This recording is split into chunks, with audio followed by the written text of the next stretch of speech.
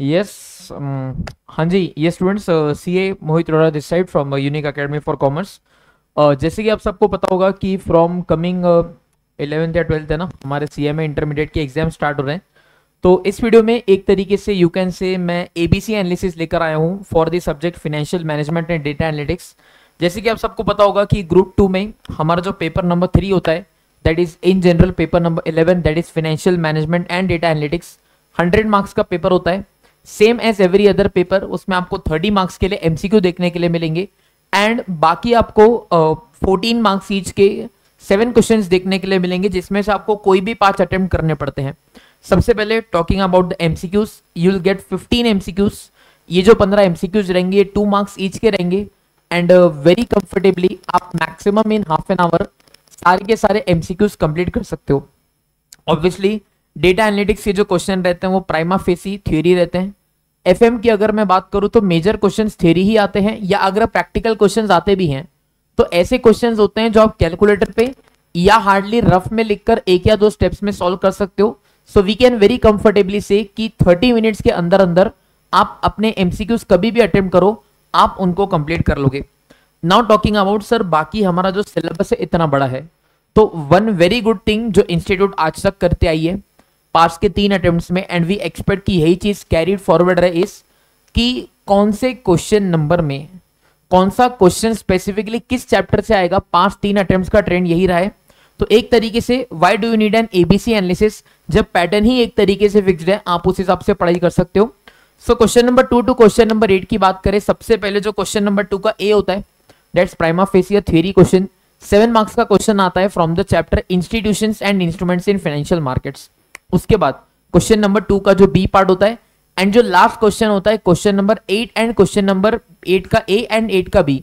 These 3 questions are from data analytics of each 7 marks each. तो on an average 21 marks का data analytics ये हो गया। 2 से 3 आप एमसीक्यू पकड़ सकते हो, तो on an average 25 to 30 marks का वेटेज डेटा एनालिटिक्स रखता है। But what actually happens is कि पास्ट ट्रेंड में हम लोगों ने देखा है कि मेजर बच्चे जो क्वेश्चन नंबर 2 होता है एंड जो क्वेश्चन नंबर 8 होता है उसको अटेम्प्ट करते ही नहीं है। And question number 2 and question number 8 attempt करने का मेन रीजन ये है बिकॉज वो प्राइमा फेसी थ्योरी होता है। मेजर बच्चे जानते हैं अपने favourite part that is practical के लिए। सो यस, क्वेश्चन नंबर 3 का जो ए होता है that's a compulsory question from the chapter ratio analysis. इसके हमने बहुत सारे क्वेश्चंस किए हैं, आपके स्टडी मैट के किए हैं, एडिशनल क्वेश्चंस किए हैं, सीए के मॉड्यूल के सारे क्वेश्चंस किए हैं, तो उसमें कोई आपको दिक्कत होनी नहीं चाहिए। उसके बाद क्वेश्चन नंबर 3 का जो बी होता है, it's either a question from the cash flow statement या fund flow statement. Cash flow statement जो हम लोग कॉर्पोरेट अकाउंटिंग में पढ़ते हैं एग्जैक्टली सेम है, तो अलग से टाइम डालने की जरूरत नहीं है। Fund flow statement, statement of sources and application of funds, हमने क्लास में देखा हुआ है। इन दोनों में से कोई भी एक क्वेश्चन आपको 7 मार्क्स के लिए आएगा। Then talking about question number 4 का A, the most simple question जो बच्चे सबसे पहले उठाते हैं, दैट इज या तो comparative, common size, trend analysis. इन तीनों में से कोई भी एक आ सकता है, इधर फॉर 7 मार्क्स। क्वेश्चन नंबर 4 का बी भी कंपल्सरीली आता है from the chapter cost of capital. अब ऑब्वियसली 7 मार्क्स के लिए आपको सिर्फ केसी, केडी, केपी, केई कैलकुलेट करने के लिए नहीं बोलता है, पूरा का पूरा वैक कैलकुलेट करने के लिए बोलता है, इधर from market value, book value, weights या दोनों मिला के, ठीक है। उसके बाद क्वेश्चन नंबर 5 के दोनों क्वेश्चंस कंपल्सरीली 5 का ए एंड 5 का B comes from capital budgeting, जिसका मार्क्स होता है करेक्टली 14 मार्क्स।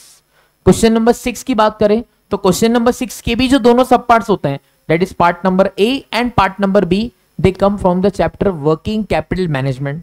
सो मिनिमम वेटेज जो capital budgeting and working capital management रखते हैं apart from MCQs, that is 14 marks each. Lastly अगर मैं बात करूं तो क्वेश्चन 7 में एक सब पार्ट ए होता है, क्वेश्चन 7 में सब पार्ट बी होता है। तो 7 का सब पार्ट ए का जो क्वेश्चन होता है that comes from the chapter dividend decisions. Dividend decisions में भी लिमिटेड ही ऑप्शन बचते हैं, या तो वॉल्टर से आएगा क्वेश्चन, या तो गॉर्डन से आएगा, या तो एमएम से आएगा। एंड लास्टली अगर मैं क्वेश्चन 7 के पार्ट नंबर बी की बात करूं तो उस हिसाब से या तो आपका क्वेश्चन आएगा फ्रॉम द चैप्टर लेवरेज, या तो you can expect question from the chapter capital structure. तो एक तरीके से बेटा मैं तो बोलता हूं कि अगर आपको पैटर्न फिक्स्ड है ना तो कोई चिंता आपको करनी ही नहीं है। सीधी बात है, जैसे ही पहले 15 मिनट में क्वेश्चन पेपर आपके साथ आए, आपके पास आए, आपको एमसीक्यूज बिल्कुल भी नहीं देखने हैं। आपको directly question number 2 to question number 8 में वो 5 क्वेश्चंस मार्क कर देने जो आप सॉल्व करने वाले हो। वो 5 क्वेश्चंस कैसे रहेंगे, जो क्वेश्चन आपसे सबसे अच्छे बनते हैं, मान लीजिए आपको comparative common size and cost of capital का क्वेश्चन एकदम बढ़िया तरीके से आ रहा है, तो आप सीक्वेंस 1 इसे दे सकते हो। देन मान लो सेकंड नंबर पे you are comfortable with ratio and cash flow, तो आपको नंबर 2 इसे दे सकते हो। ऐसे आपके पहले 15 मिनट में सीक्वेंस डिसाइडेड होना चाहिए। आई वुड जेन्युइनली सजेस्ट कि प्रैक्टिकल्स के लिए ही जाना, बिकॉज प्रैक्टिकल ज्यादा मार्क देंगे। But in any chapter if you are not comfortable about the practicals, तो आप थ्योरी के लिए जा सकते हो। एंड एमसीक्यूज तो आपको करना ही है जब आपको फील हो, ठीक है। तो yes, this was the ABC analysis. मैंने और एक वीडियो बनाया था जिसमें मैंने कंप्लीट स्ट्रेटेजी शेयर की थी कि आपको अपने पेपर को किस सीक्वेंस में अटेंड करना चाहिए सच दैट आपका पेपर 100% कंप्लीट हो सके। तो मेक श्योर वो वीडियो जरूर देखें। लास्ट अटेम्प्ट में we had a highest score जो एफएमडीए में था, that was approximately 85 on 100। And इस अटेम्प्ट में जैसे हम लोगों ने तैयारी करी है, आई एम एक्सपेक्टिंग कि वी कैन क्रॉस 90, ठीक है।